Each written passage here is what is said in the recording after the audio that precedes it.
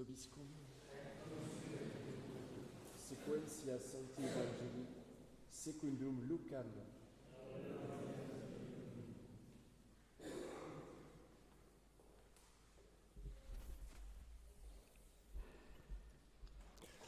En ce temps-là, les bergers se disaient entre eux, « Passons donc jusqu'à Bethléem, voyons cette chose qui est arrivée et que le Seigneur nous a fait connaître. » Ils vinrent en hâte et ils trouvèrent Marie, Joseph et le nouveau-né couché dans la crèche. L'ayant vu, ils firent connaître ce qui leur avait été dit sur cet enfant. Et tous ceux qui entendirent s'émerveillèrent de ce que leur disaient les bergers.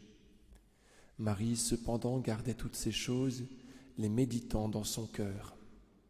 Et les bergers s'en retournèrent, glorifiant et louant Dieu de tout ce qu'ils avaient entendu et vu, selon qu'il leur avait été dit.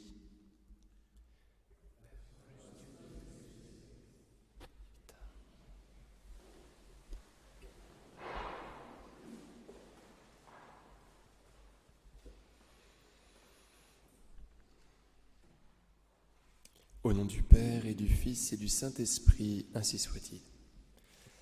Chers amis, il y a cet émerveillement merveilleux de Joseph et de Marie à propos de ce qu'on peut dire de leur fils, comme s'ils avaient oublié qui il était.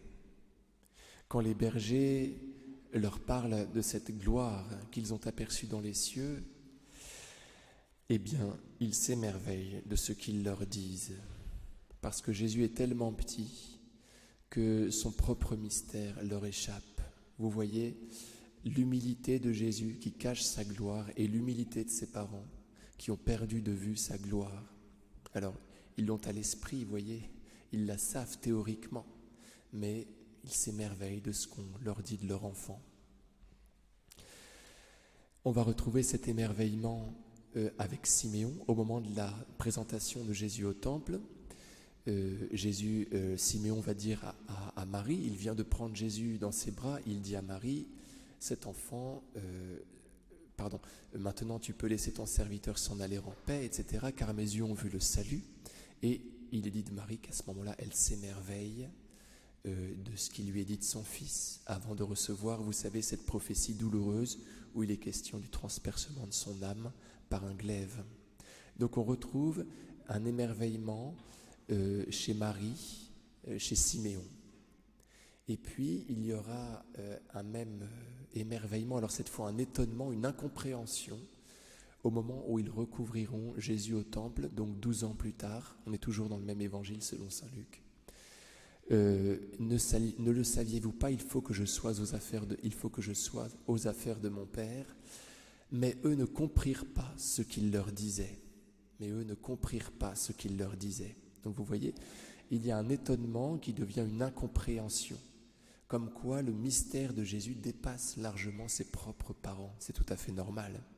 Et cela montre aussi l'humilité des parents. Alors, malgré cet émerveillement, malgré le fait qu'elle est surprise par ces événements, Marie les garde et les médite dans son cœur. Donc il y a quelque chose qui lui échappe, mais qu'elle garde à l'intérieur d'elle. Marie, cependant, gardait omnia verba, en latin. Marie gardait toutes ces choses, omnia verba, c'est-à-dire toutes ces paroles. Vous voyez, comme les événements, pour Marie, sont des paroles, sont des messages. Il lui arrive des choses. Vous voyez, cette visite des bergers, ce sont pour Marie autant de messages du ciel. Et cela nous dit quelque chose de très important. La parole de Dieu nous arrive à travers 3 biais, à travers l'Écriture sainte, à travers la nature et à travers les événements. On peut relire la providence divine à travers les événements qu'on a pu traverser dans la journée. Le Seigneur nous parle à travers eux et c'est ce que fait la Vierge Marie. Marie, cependant, gardait omnia verba et les méditait dans son cœur. Toutes ces choses sont pour elle des verbas, c'est-à-dire des paroles. Voilà, c'est très important. Alors, Marie, on aurait pu traduire, vous voyez, garder, il y a quelque chose de la mémorisation à l'intérieur de cela. Marie apprend par cœur, elle enregistre tout. Alors, pas le temps de de rentrer trop dans le détail, mais croyez-moi sur parole, garder, ça peut vouloir dire mémoriser. Et on peut vérifier cela. Ce qui corrobore cela, c'est que quand Marie va chanter le Magnificat dans quelques lignes, eh bien, on s'aperçoit qu'elle connaît l'Ancien Testament par cœur, puisque le Magnificat est un tissu de citations de l'Ancien Testament. Donc il se pourrait bien que Marie enregistre tout. Et on va retrouver la même chose, donc, après le recouvrement de Jésus au temple, on dit de Marie qu'elle garde encore, c'est le même verbe. Donc je vais vous le dire en grec si vous voulez. Donc la première fois qu'on trouve ce verbe, c'est suntereo. Donc elle garde en ensemble. Et ensuite on a, au moment du recouvrement de Jésus au temple, le verbe diatereo.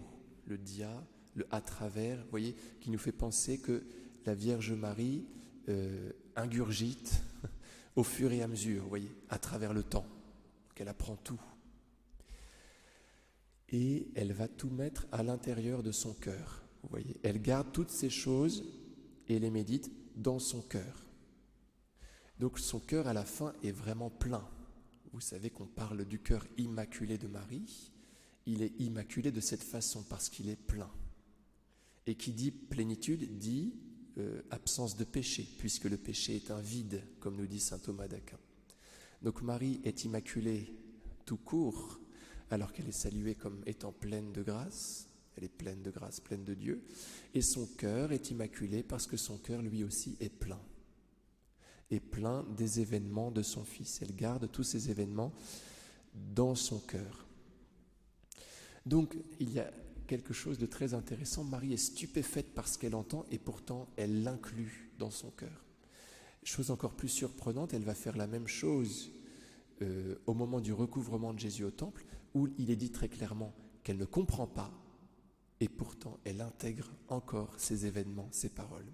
Donc Marie, vous voyez, absorbe tous les événements du Fils, même ceux auxquels, humainement, elle est réfractaire, et elle apprend tout par cœur. Saint Luc, vous savez, la tradition nous enseigne qu'il écrit son évangile à partir d'elle, à partir de ce témoin privilégié qu'est la Vierge Marie. Donc voilà, elle savait tout et il couche tout ensuite par écrit après s'être renseigné auprès d'elle. Donc c'est quelque chose qu'on peut faire, vous voyez, l'apprentissage par cœur. On peut essayer de se souvenir des événements heureux, parce que c'est la parole, comme nous l'avons dit, qui nous est signifiée à travers eux. Et pourquoi pas aussi, on peut apprendre l'écriture sainte par cœur.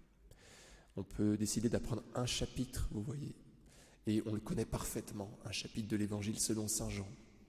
Et à ce moment-là, on peut le méditer plus facilement. Regardez, Marie, cependant, gardait toutes ces choses, les méditant dans son cœur. Parce que quand on est en voyage, vous voyez, il suffit qu'on se souvienne de ce qu'on a appris par cœur et on médite plus facilement. En étant affranchi du support écrit, on a plus le loisir, on a plus de facilité à réfléchir, à méditer, étant donné qu'on sait la chose par cœur. Au nom du Père et du Fils et du Saint-Esprit, ainsi soit-il.